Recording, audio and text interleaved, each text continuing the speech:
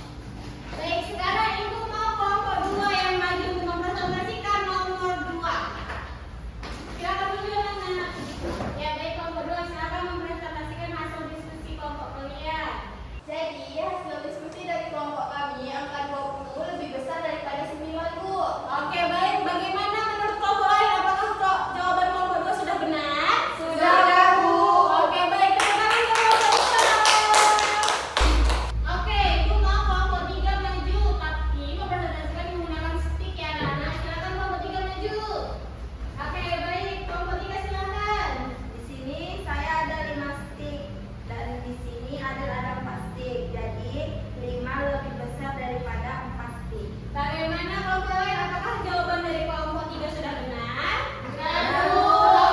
Good job kelompok 3. Baik, semua kan sudah menemukan jawaban yang benar. Ibu mau nanya, bagaimana sih cara kalian menemukan jawaban yang benar? Pakai siku. Terus lanjutkan sama lagi bahasanya. Oke, itulah pentingnya ibu membuat kalian berkelompok agar kalian bisa mendiskusikannya bersama-sama. Dan kemudian kalian bisa saling membantu untuk menemukan jawaban yang benar.